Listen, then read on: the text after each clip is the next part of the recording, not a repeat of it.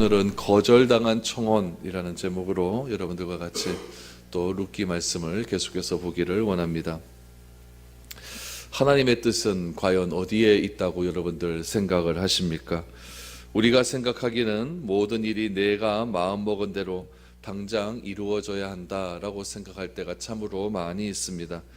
그러나 이런 생각 자체가 영적인 장애가 있는 것임을 우리는 잘 기억해야 됩니다. 참 하나님은 이상할 때가 많이 있죠. 내가 오른쪽으로 가고자 하면 하나님은 왼쪽으로 가라고 할 때도 있고, 또 내가 왼쪽으로 가고자 하면 하나님은 자꾸만 오른쪽으로 인도하시는 그런 경우가 참 많이 있는 것 같습니다. 비록 우리 가운데 하나님의 뜻이 서서히 이루어진다 할지라도, 혹은 또 하나님의 뜻이 내 삶 가운데서 진짜 어떻게 이루어지는지 잘 이해가 되지 않는다 할지라도 우리가 해야 할 일은 낙심하지 말고 하나님의 인도하심을 믿고 끝까지 믿음을 지키는 것, 그것이 가장 귀한 일임을 압니다. 그것이 바로 믿는 자의 자세입니다. 오늘 나옴이라고 하는 이 한 여인이 그런 하나님의 뜻을 이제는 한번 기다려보자 라고 하는 말로 자신의 며느리인 룻을 권면하는 장면이 나옵니다.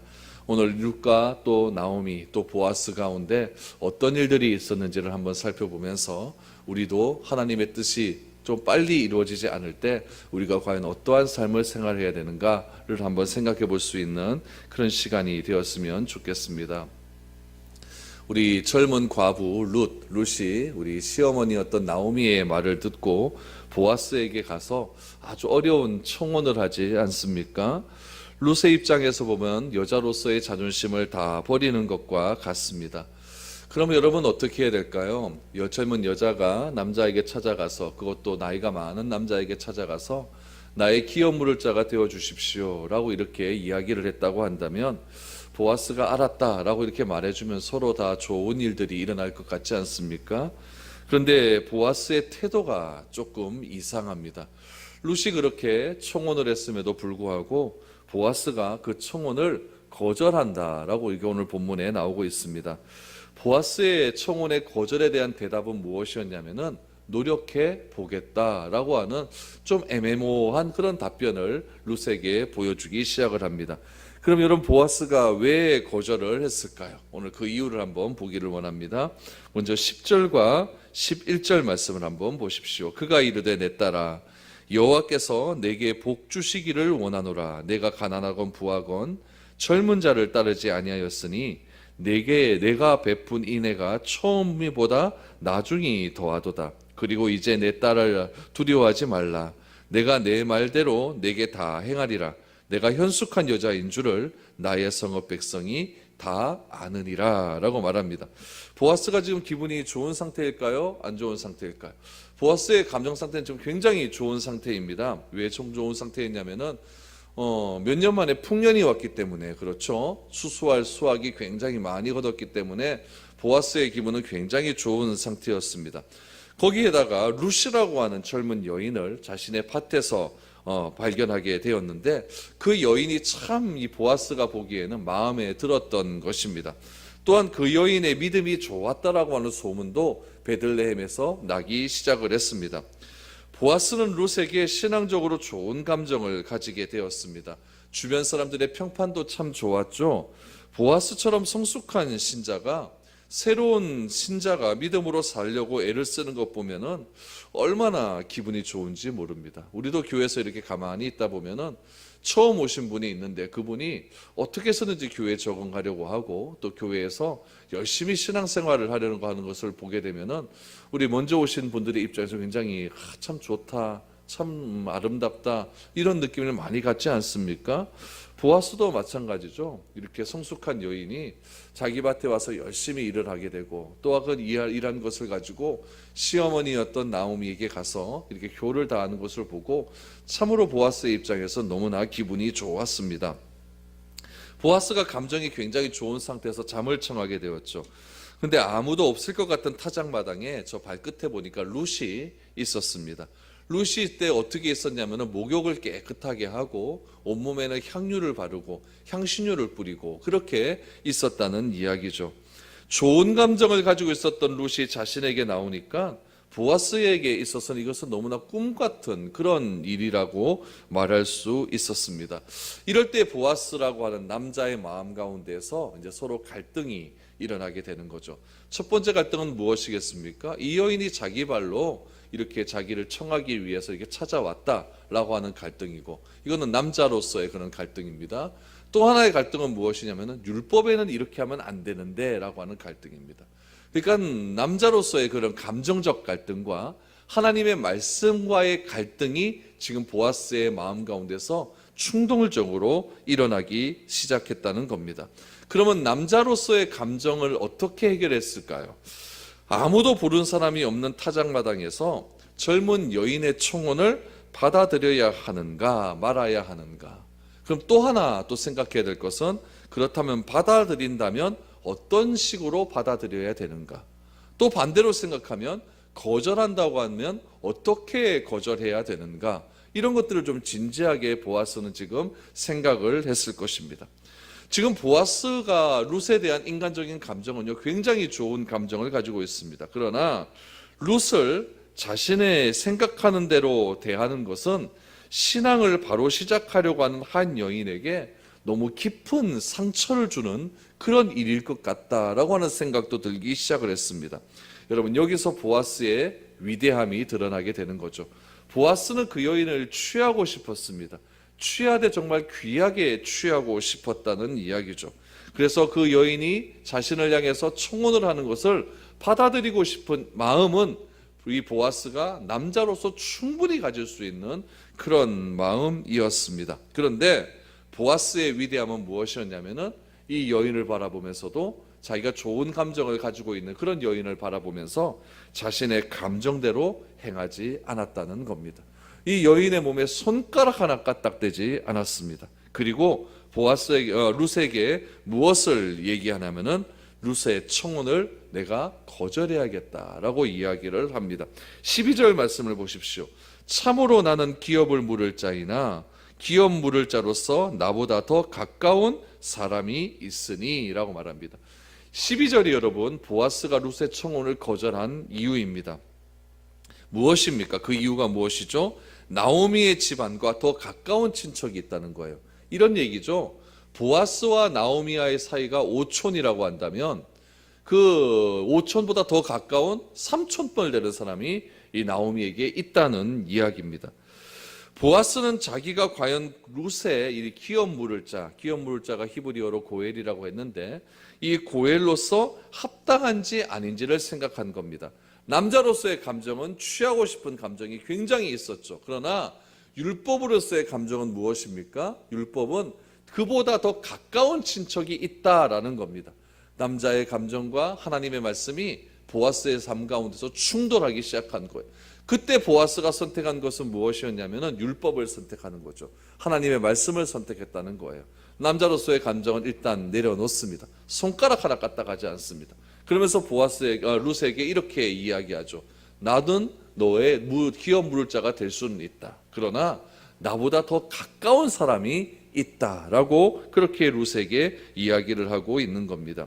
그럼 보아스는 룻에게 어떻게 이야기했냐면 11절 말씀해 보니까 내가 현숙한 여자인 줄 다 알고 있다라고 말을 하면서 이 룻이 너무나 자기 마음에 들었다라는 것을 지금 룻에게 이야기를 하고 있다는 이야기입니다. 그럼에도 불구하고 보아스는 룻에 대해서 좋은 감정을 가지고 있었기 때문에 이 기업 물을 자가 자기가 될 수 있다는 것, 고엘이 되겠다는 것은 너무나 중요하고 자기가 생각하고 있었다는 이야기죠. 그러나 그렇게 하기에는 법적인 장애가 있다는 겁니다. 보아스 자신보다 더 가까운 친척이 하나 있다는 이야기죠. 만약 그 친척이 자기가 룻의 고엘이 되겠다고 하는 주장을 거부한다고 한다면 보아스는 룻의 청혼을 받아들이겠다라고 하는 그런 식의 말을 하게 되는 것입니다. 만약에 이렇게 되면 어떨까요? 이 보아스보다 더 가까운 친척이 있는데 그 친척이 룻에게 가서 내가 너의 기업 물을 자가 되어주겠다라고 말을 하게 된다면은 이 보아스는 룻의 기업 물을 자가 될 수가 없는 겁니다. 그럼에도 불구하고 자기가 그 룻에게 나는 너의 고엘이 되겠다라고 하면 이건 불법이 된다는 이야기죠. 그래서 보아스는 결정을 합니다. 어떤 결정을 하냐면은 일단은 오늘 밤에는 이 감정선을 절대 넘어가면 안 되겠다. 이 여인에게 손가락 하나 까딱하면 안 되겠다라고 결정을 합니다. 룻의 청혼에 대해서는 마음으로는 동의가 다 되는 겁니다. 나도 저 여자와 함께하고 싶다라고 하는 동의는 다 되지만은 뭐 어떤 장애가 있게 되냐면은 법적인 장애가 있게 되었다는 이야기죠. 그래서 법적인 장애가 있기 때문에 지금 확실한 답변을 주지 못하고 있는 그런 보아스의 모습을 보게 됩니다. 그러면은 이제 보아스에게는 하나 문제가 생기는 겁니다. 어떤 문제가 생기냐면은 이 룻이 지금 보아스와 함께 청혼을 하기 위해서 들어왔다는 이야기죠. 그러면은 청혼을 받아들이면 그만인데 룻의 청혼을 지금 보아스가 무슨 문제 때문에 거절을 하게 되냐면은 법적인 문제 때문에 거절을 한다는 이야기예요. 이것을 어떻게 지금 룻에게 잘 설명해 주는가, 이건 문제가 남게 되는 거죠. 룻은 여자 아닙니까? 여자의 입장에서 자신의 자존심 다 버리고 남자의 침소까지 들어와서 나를 받아주십시오 라고 이야기를 했는데 그걸 그 자리에서 거절을 해버린다고 한다면 이 룻의 입장에서는 얼마나 자존심이 상하겠습니까?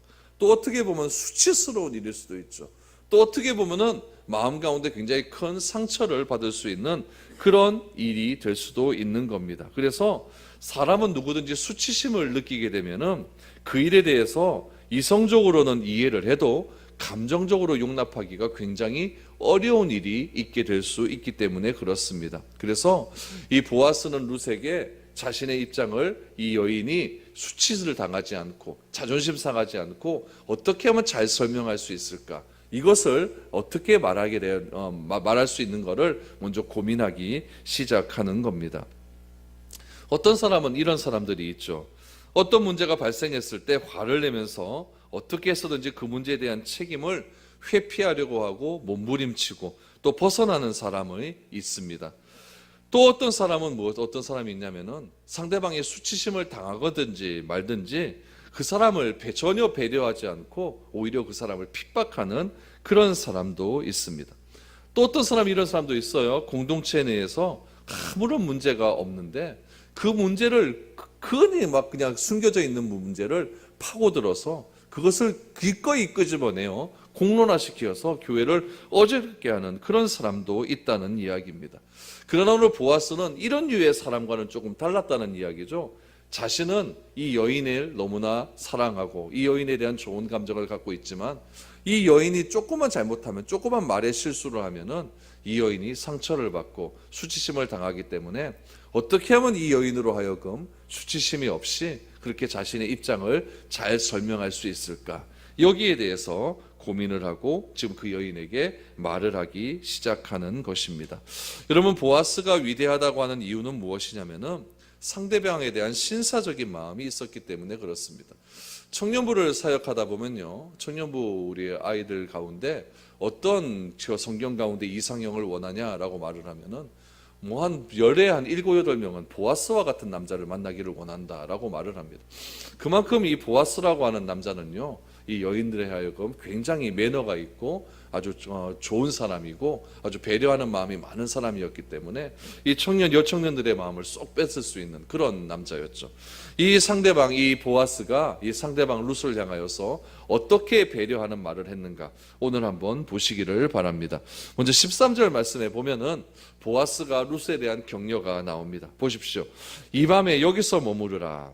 아침에 그가 기업 물을 자의 책임을 내게 이행하려 하면 좋으니 그가 그 기업 물을 자의 책임을 행할 것이니라. 만일 그가 기업 물을 자의 책임을 내게 이행하기를 기뻐하지 아니하면 여호와의 살아계심을 두고 맹세하노니 내가 기업 물을 자의 책임을 내게 이행하리라. 아침까지 누워있을지니라 라고 말을 하고 있습니다.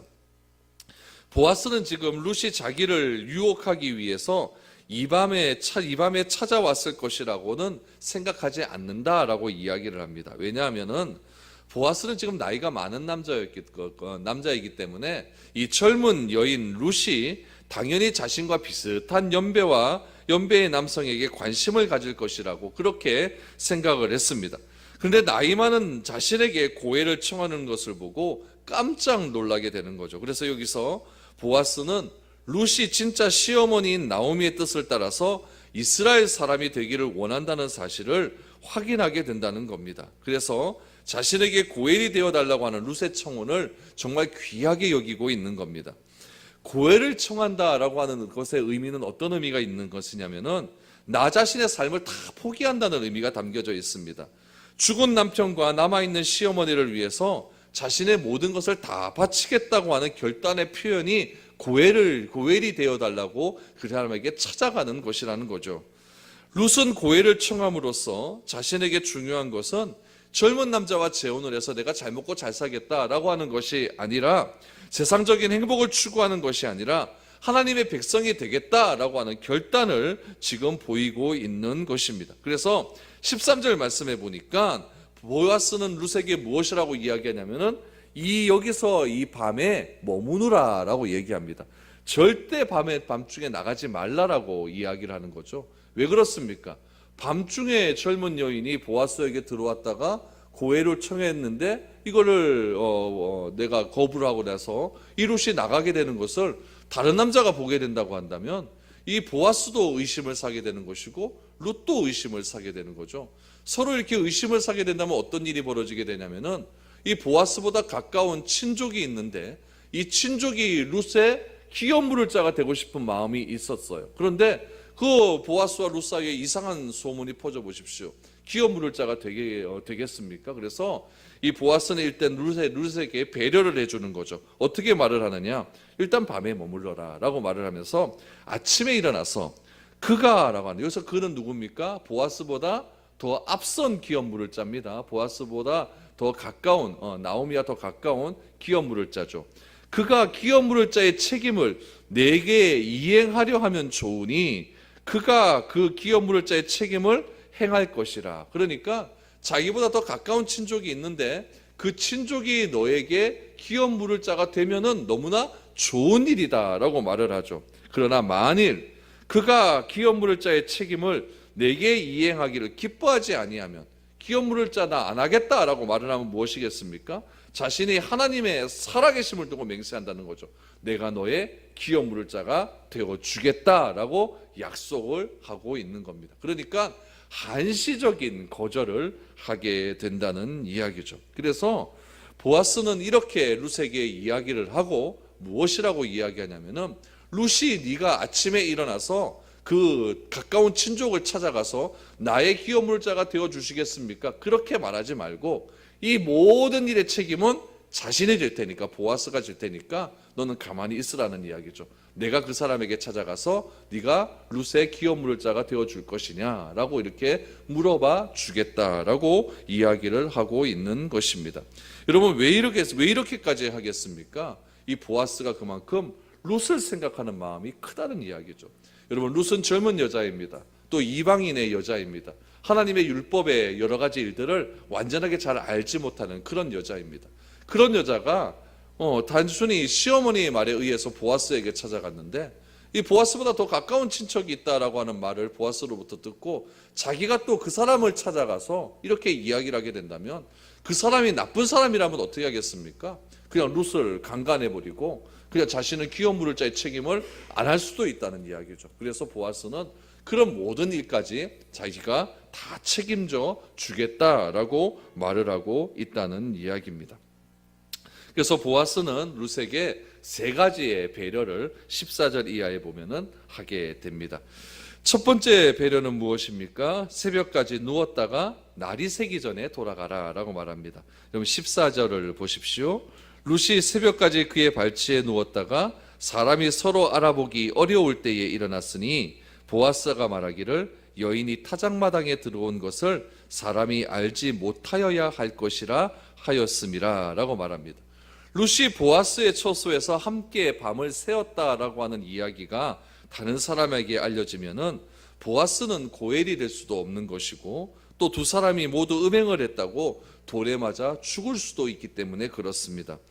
괜히 다른 사람에게 오해를 주어서 하나님의 일이 방해받도록 할 필요가 없었다는 이야기죠. 그래서 그날 밤에 보아스와 룻 사이에 그런 대화가 있었다는 사실을 고엘의 우선순위를 가진 사람이 알게 된다면 그가 또 방해를 할 수도 있는 것 아니겠습니까? 그래서 룻이 새벽까지 그의 발치에 누웠다가 사람이 서로 알아보기 전에 새벽 미명에 빨리 집으로 돌아가라 라고 그렇게 말을 하고 있습니다. 두 번째로 보아스가 룻에게 한 배려는 무엇입니까? 15절 말씀해 보니까 룻을 빈손으로 돌려보내지 않았다라고 말합니다. 15절을 보십시오. 보아스가 이르되 내 겉옷을 가져다가 그것을 펴서 잡으라 하매 그것을 펴서 잡으니 보리를 6번 되어 룻에게 지어주고 성읍으로 들어가니라 라고 말합니다. 보아스는요, 여러분 지금 보십시오. 거절당한 여자가 빈손으로 돌아가는 것이 매우 부끄럽고 마음이 허전하다는 것을 너무나 잘 알고 있었습니다. 그래서 룻이 부끄럽지 않도록 보리를 얼만큼 주었었냐면은 6번 되게 주었다라고 말합니다. 6번 되게 주었다라고 하는 것은 현재의 단위로 보면은 약 한 14리터 정도 되는 보리를 주었다라고 이야기하는 겁니다. 여러분 14리터의 보리면 꽤 많은 양의 보리를 준 것 아니겠습니까? 누군가에게 거절을 당하게 되면은 상대방이 부끄럽지 않게 거절하는 것이 매우 중요하죠. 또한 상대방이 수치심을 느낄 수도 있고 이것이 상처가 되면 한평생 위축된 삶을 살 수도 있기 때문에 그렇습니다. 그래서 보아스는 룻이 수치심을 당하지 않을 수 있도록 많은 양의 보리를 허락해 주었습니다. 룻이 계획한 일을 얻지 못하고 대신 보리만 가득 안고 집으로 돌아오게 되었습니다. 이 보리는 보아스가 룻에게 준 것이긴 하지만 실질적으로 보아스가 누구에게 준 것이냐면 나오미에게 준 것입니다. 나오미에게 며느리 룻은 정숙한 여자라는 것을 인정하는 표시였던 것이고 총혼을 자신이 이런 이유 때문에 거절했다는 것을 지금 나오미에게 알려주는 무언의 표시였다는 이야기죠. 나오미는 룻으로부터 이 모든 이야기를 듣게 됩니다. 그리고 18절 말씀해 보니까 나오미가 이렇게 이야기를 하죠. 시어머니가 이르되 내 딸아 이 사건이 어떻게 될지 알기까지 앉아 있으라. 그 사람이 오늘 이 일을 성취하기 전에는 쉬지 아니하리라 라고 말을 합니다. 나오미는 이제 결정이 보아스에게로 넘어갔으니까 룻 너가 이제 할 일은 다 끝났다는 이야기죠. 어떻게 되겠어요? 어떻게 되겠어요? 막 이렇게 보아스에게 연락하지 말고 그냥 조용히 결과를 지켜보자 라고 말을 하는 겁니다. 그래서 앉아 있으라 라고 이야기하지 않습니까? 왜냐하면 지금 보아스는요 자기 마음대로 행동하는 것이 아니라 하나님의 말씀에 붙들려서 그렇게 행동을 하고 있습니다. 하나님이 어떤 분이십니까? 우리에게 어려운 문제가 해결될 때까지 결코 가만히 계시는 그런 분이 아니지 않습니까? 우리는 기도하며 우리가 할 수 있는 일에 최선을 다해야 됩니다. 룻은요 시어머니 나오미의 말을 듣고 하나님의 뜻이 과연 어디에 있는지를 알기 위해서 가만히 있지 않았습니다. 나오미가 시킨 모든 일들을 젊은 여인이 할 수 없는 그런 수치스럽고 부끄러운 일이지만 그 모든 일을 순종함으로 보아스의 처소에까지 들어갔다는 이야기입니다. 처소에까지 들어갔음에도 좋은 결과를 얻지 못하고 나왔음에도 이 룻은요 결코 그것을 부끄러워하지 않고 나오미에게 다 이야기를 해주고 나오미는 어떻게 합니까? 이제 하나님의 뜻에 우리 한번 맡겨보자 라고 이야기를 하게 되는 거죠. 우리가 해야 할 일은 무엇입니까? 어떤 일들을 실행하고 어떤 일들을 계획할 때에 하나님의 뜻이 무엇인지 내가 진정으로 알기를 원한다고 한다면 18절에 나온 이 나오미의 고백이 우리의 고백이 되어야 됩니다. 내 딸아 이 사건이 어떻게 될지 알기까지 앉아 한번 있어보자. 무슨 말입니까? 신약에 와서 예수님은 이 사건을 이렇게 이야기합니다. 염려하지 말아라. 우리의 일이 마무리될 때까지 결코 염려하지 말아라. 모든 짐은 우리 하나님께 맡기고 예수님께 맡기고 우리는 수고하고 무거운 모든 짐을 다 맡기고 우리 하나님께로부터 얻어지는 진정한 쉼을 우리가 한번 누려보자 라고 예수님은 우리에게 이렇게 말씀을 해 주십니다. 결국 무엇입니까? 나오미가 원하는 뜻은 빨리 룻이 고엘을 만나서 그 고엘을 통해서 행복한 삶을 바라기를 원하고 있었습니다. 그러나 하나님의 뜻은 무엇입니까? 즉각적으로 이 일을 이루어 주시는 것이 아니라 조금 딜레이 시킨다는 그런 일이죠. 여러분, 우리는 어떤 일이 아무리 하나님의 뜻이라고 할지라도 틀림없이 기억해야 되는 일은 무엇이냐면은 빨리 이루어지지 않는다는 사실을 꼭 기억해야 됩니다. 우리 자신은 하나님의 뜻을 아는데 너무나 둔하고 어둔하기 때문에 그렇습니다. 거기에는 하나님의 뜻을 방해하는 그런 방해의 세력도 충분히 있다는 사실을 기억해야 됩니다. 그래서 예수님은 주기도문을 통해서 이렇게 말씀하십니다. 하늘에서 이루어진 뜻이 이 땅에서도 이루어지기를 원한다. 하늘에서 이루어졌다라고 하는 것은 무슨 얘기냐면은 이미 다 완성되어졌다는 이야기입니다. 그 완성된 하나님의 뜻이 이 땅에서도 이루어지기 위해서는 어떻게 해야 된다는 이야기입니까? 이 땅에서도 하늘의 온전하심과 같은 똑같은 일이 있어야 된다는 이야기죠. 하늘의 온전하심이 이 땅 가운데 이루어지기 위해서는 우리가 그 일이 급격하게 이루어지는 것이 아니라 하나님의 은혜 가운데서 우리의 믿음이 자라나고 우리의 인내함이 자라나고 고난이 우리에게 찾아온다 할지라도 그런 고난과 인내 속에서 하나님의 뜻을 내가 조금씩 발견하고 그것을 받아들일 수 있는 믿음이 이루어질 때에 하늘의 뜻이 이루어진 것 같이 이 땅의 뜻도 이루어지게 된다는 이야기입니다. 여러분, 하나님의 뜻은 이미 다 확정되어 있습니다. 우리가 해야 할 일은 무엇이겠습니까? 우리가 해야 할 일은 그 하나님의 뜻에 맞는 하나님의 뜻이 우리에게 왔을 때 그것을 받아들일 수 있는 믿음이 있어야 된다는 이야기입니다. 그래서 하나님의 뜻이 이 땅에 이루어질 수 있도록 기도하며 준비하는 삶의 자세가 필요하다는 이야기입니다. 룻이 보아스에게 청혼한 일은 너무나 좋은 일이지만 보아스는 책임 있는 사람이었기 때문에 범죄하거나 월권을 해서 고해를 절대 행하지 않았습니다. 사람의 생각에는 일이 잘 풀리지 않는 것처럼 보이지만 하나님의 생각은 이런 일을 통해서 완전한 하나님의 뜻을 이 땅 가운데서 이루어가기를 원하셨다는 이야기입니다. 우리가 유혹을 이기고 범죄하지만 않는다고 한다면 그 뒤부터는 하나님께서는 어쩌면 더 빨리 그 일을 이루어 가실 수도 있습니다. 여러분, 우리 삶 가운데 하나님의 뜻이 무엇인지 잘 알지 못하는 분들이 있다면 조금 더 기다려 보십시오. 조금 더 생각해 보십시오. 나에게 고난이 오고 어려운 일들이 왔을 때 그것으로 인하여서 내가 다 모르겠다라고 내팽개쳐 버리는 그런 삶이 아니라 끝까지 기도하면서 내가 해야 할 일을 준비하며 앉아있는 그런 삶의 자세가 필요하다는 이야기입니다. 우리의 삶 가운데 이 시어머니 나오미가 했던 그런 귀한 고백, 내 딸아, 이 사건이 어떻게 될지 알기까지 앉아 있으라. 오늘 이 일을 성취하기 전에 결코 쉬지 아니하리라. 이 말씀을 기억하시고 하나님께서는 항상 일하시고 계신다는 사실이 우리 마음 가운데 믿음으로 다가오셔서 조급해하지 말고 끝까지 인내로써 우리의 믿음을 하나님 앞에 드러낼 수 있는 저와 여러분들의 삶이 되어야 될 줄로 믿습니다. 기도드리겠습니다.